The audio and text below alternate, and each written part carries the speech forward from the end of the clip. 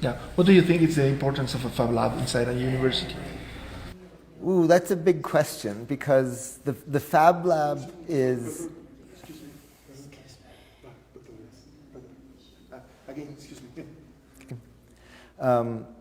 That's a big question because the Fab Lab is both technical engineering, but it's also social engineering.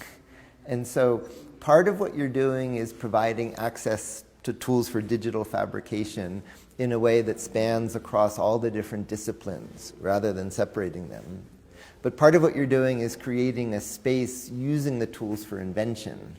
And you're helping empower bright, inventive students to create. And so I think it's very important in how it cuts across the university to give both this technical but also the intellectual opportunity. For what you have seen and the machinery, we would like to know your opinion about this concept of using all this machinery for an open Fab Lab. You mean in sort of IDIT or sort of IDIT larger? In that one of my reactions to the walk that we did is the program I run at MIT, the Center for Bits and Atoms, has $1 million research tools. So you can think about a $10 million research facility. Within that, there's maybe $1 million facility of like technology to make technology, and then within that is the Fab Lab that's spread all around the world, and then with the Fab Labs you can make even smaller labs. And what's really important is how those relate.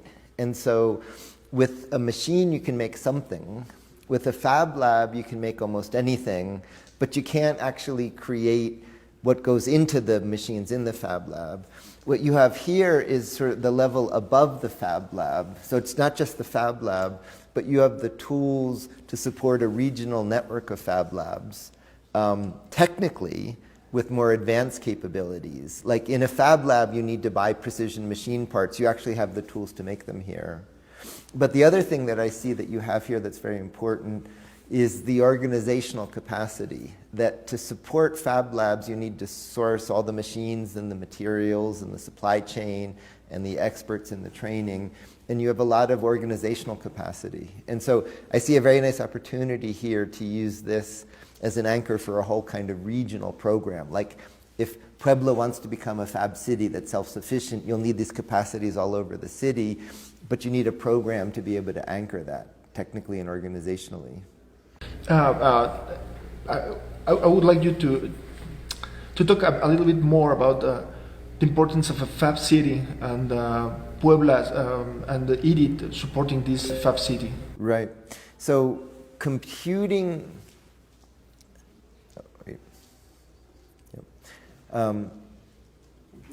Yep. Just waiting. Computing went from big corporations to individuals. Communication went from big corporations to individuals. Digital fabrication is now going from big corporations to individuals, letting consumers become creators. And so what's emerging from that is really a very different sort of economic model. And this got triggered at once a year all the Fab Labs meet, and a few years ago it was in Barcelona, where there's a wonderful design sense and 50% youth unemployment. A whole generation can't work. And so the founder of the Fab Lab in Barcelona, Vicente Gayart, was the city architect, and he started a project with the mayor to make a Fab City commitment, which was a 40-year countdown to the city producing everything that it consumes. Now you have to say it very carefully because it's not going back to protectionism. The idea is that instead of products being made far away, data travels freely. So the bits come and go to the city. You're connected for knowledge to the world, but the atoms stay in the city. You produce what you consume. So since then, a number of other cities have joined Barcelona in this Fab City commitment to urban self-sufficiency. And what it means is you expect a city to provide electricity or clean water, basic supplies. Now the means to create digital fabrication is becoming part of the infrastructure of a city. So if you live in Puebla, rather than trying to get a job to get money to buy a product made far away, you actually have the means in the city to create what you consume, really changing the notion of work and consumer and employment and the sustainability of the city. Okay, thank you. Okay. Another question. What do you think about education in the future? How this a space like this can foster? Yep. So in education, a place like MIT, traditionally, it's like a mainframe computer. You go there for processing and only a small number of people can fit.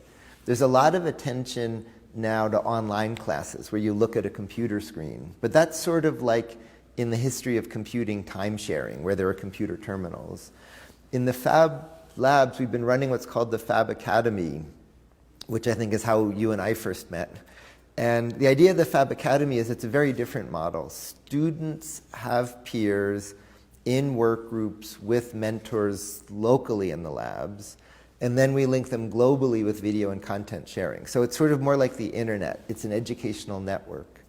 And so we've been running the Fab Academy with a number of sites in Mexico participating. And again, it's not at a distance, it's not online, it's networked, it's distributed. And that's been working really well. It helps propagate best practices, train cohorts, get this network collaborating. It's been much more important than I expected. In turn, the infrastructure to do that can be done for much more than digital fabrication. So in your bio lab, I saw you made some of the bio machinery in the Fab Lab. My colleague George Church has been leading a class through this network called How to Grow Almost Anything for Biotechnology. And there's a class we're adding on how to make something that makes almost anything on machine building. And the newest class we're adding is the name sort of was a joke, but it stuck. It's called Fabricatomy. It's about sewing and textile and flexible material. And there's another class coming with the great artist Olafur Eliasson on why make anything, sort of design principles. And what's emerging from that is rather than picking, do you come here to IDIT or do you go to MIT or a different place, it's a different answer. It's linking all of them into this educational network.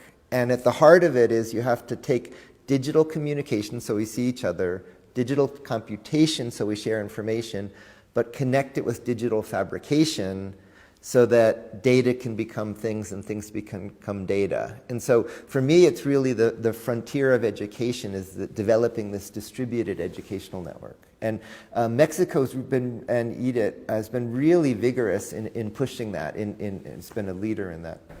So you think the university education at the university level will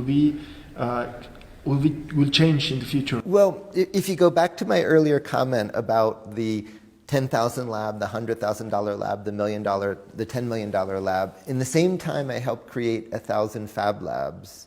I helped build a building at MIT that took 10 years, it cost $100 million, and a few hundred people fit in that. And it's the same number of people in a Fab Lab. And so it raises the question, what justifies that? And my answer would be, some of the things I do in my lab at MIT, you can only do with 10 different machines that each cost $1 million and involve expertise that's so specialized, sort of only a few people on Earth can do it. And so there's some things that really need that very high cost structure, and it makes sense to bring people all around the world physically to one place. It's not that it's obsolete, but there's some things that need it. But there's a lot of things at MIT, or I'd even say at IDIT, that don't need that it's not that you do it by yourself, it's that you do it in networks and distribute it. And the reason that's so important is everywhere we go in the world, in Arctic villages, in African shanty towns, in rural Indian farms, wherever we go, bright, inventive people appear. They're just everywhere, but they don't have a place to go. And so, you know, in the same sense, by creating this anchor here, there's some things that it makes sense to bring the people here to use it, but part of what you can do is create this network in Puebla, in Mexico, and around the world to sort of bring the campus to the students wherever they are, rather than taking them away. And so it's viewed, you know, sort of advanced education. I don't like do it yourself because that leads to reinventing bad ideas. It's sort of do it together. It's making educational networks that scale. Thank you very much.